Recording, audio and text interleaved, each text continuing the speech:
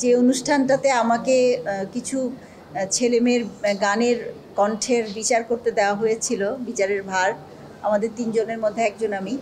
তো আজকে সেই 10-13 জনের মধ্যে ফাইনালিস্টদের মধ্যে একজন সাহস করে এগিয়ে অলরেডি একটা মৌলিক গান তৈরি করে ভিডিও করে বাজারে ছাড়ার একটা সাহস করেছে খুব কম সময়ের মধ্যে। এটা আমাকে রিয়েলি আনন্দ দিয়েছে। এই জন্য যে আজকাল মানে অনেকের সবারই মৌলিক গান করার ইচ্ছা থাকলেও কেউ কিন্তু করতে পারে না।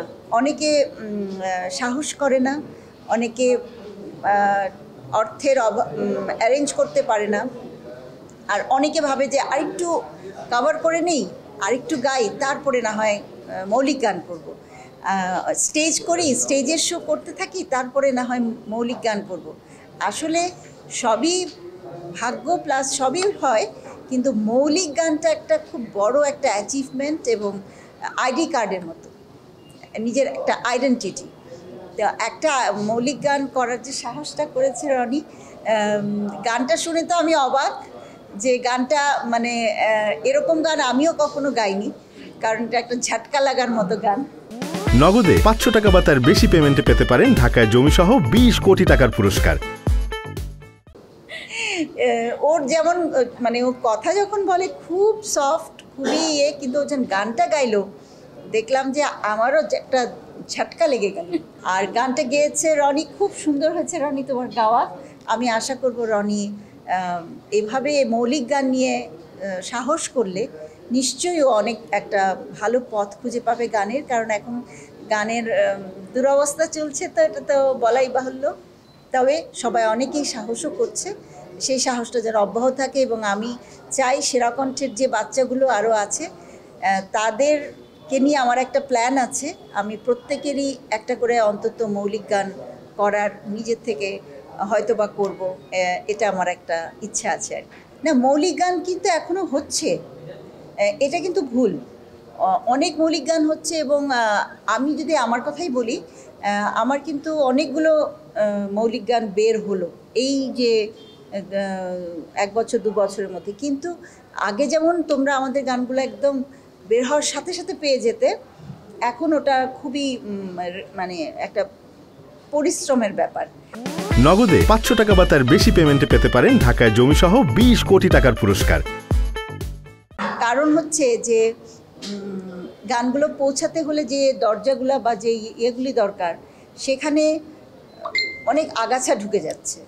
এবং ধরো যে ইন্ডিয়ান গান বা ওই টিকটকের মধ্যে একই গানের ওইগুলা সেগুলা 30 সেকেন্ড 60 সেকেন্ড, এগুলার ভিড়ে না মৌলিক গানটাকে কেউ আর নিতে পারছে না। এখন হয়ে গেছে 20 সেকেন্ডের যুগ। তো একটা গানকে প্রমোট করতে হয়, সেই প্রমোশনটা খুবই কষ্টসাধ্য হয়ে গেছে শিল্পীদের জন্য। শিল্পীরা একটা গান গেয়ে দিবে, সেটা প্রমোট করবে যারা প্রমোটার, তারা। এখন শিল্পীদেরকেই এই পরিশ্রমটা করতে হয়, যার জন্য মৌলিক গানগুলো বের হয়ে আসে না। তখন ছেলেমেয়েরা যারা নতুন তারা ভাবে ঠিক আছে কভারই করি। তো এটা যাতে না হয় সেজন্য মানে টেলিভিশন যারা আছে, যারা অডিও প্রোডাকশানে আছে, তাদেরকে প্রমোশনটা অনেক বেশি করতে হবে, একটা গান তুলে দিতে হবে এনিহাও। এটা আমার একটা রিকোয়েস্ট। ও ভালো জানে, ও প্রোডাকশন হাউসের সাথে জড়িত, তো কাজেই এটা আমার মনে হয় প্রমোটারের খুবই দরকার, তাহলে ছেলেমেয়েরাও মৌলিক গান করতে উৎসাহ পাবে।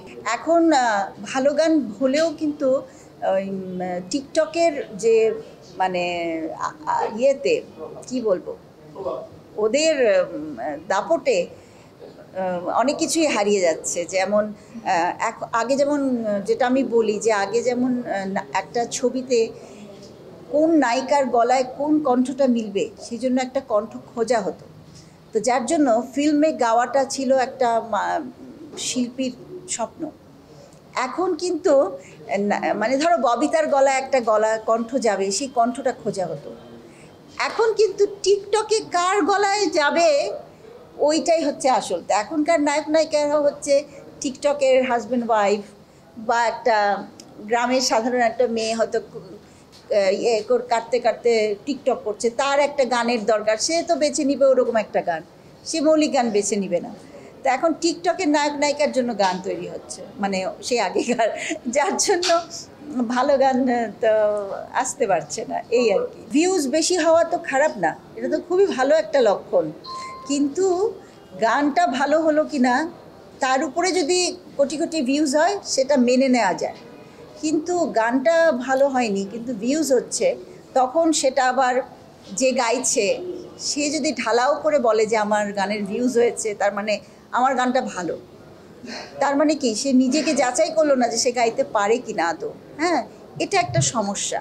আগেকার সময়কার সিডি তো একটা বিশাল ব্যাপার, সিডি, ক্যাসেট, একটা বই, এগুলো হচ্ছে রেখে দেওয়ার জিনিস। হ্যাঁ, তো সুন্দর করে রাখার জিনিস, সেই জিনিসটা নাই তো। এখন গান সব ওড়াউড়ি করছে, ভাল লাগছে না, আচ্ছা রনির গানটা ভালো, দেখি শুনি, আর সামিনা চৌধুরীর গানটা শুনি, বা এরটা শুনি, ওরটা শুনি, ভাল লাগছে না, আচ্ছা চেঞ্জ। এই জিনিসটা এসে গেছে এখন, মানুষের ইচ্ছার উপরে অনেক কিছু ডিপেন্ড করছে। একটা গান যে সুন্দর গান শুনবো 5 মিনিট ধরে, ওই অবস্থাটা এখন নাই। মানে এরকম করে স্ক্রল করতে করতে মানুষের ব্রেনটা নেয় না যে 4 মিনিট ধরে একটা গান শুনি। সত্যি এটা কিন্তু ব্রেনের, মানে এটা সায়েন্টিফিক একটা ব্যাপার, ব্রেন আর নেয় না। এখনই দেখছি একটা ইসলামিক একটা এখনই দেখছে গ্রামে একটা ছেলে নাচছে, এখনই দেখছি একটা গান, এখনই দেখছি একটা রান্না, তো মানুষের ব্রেইনটা কাজ করছে না, যার জন্য 3 মিনিট ধরে একটা গান কেউ শোনে না। আগে যেটা সিডি ছেড়েই মানুষ গান শুনতো, ক্যাসেট ছেড়েই শুনতো। তা আমি মনে করি সিডির ইয়েটা আবার চলে আসলে খুবই ভালো হতো, সবার জন্য ভালো হতো।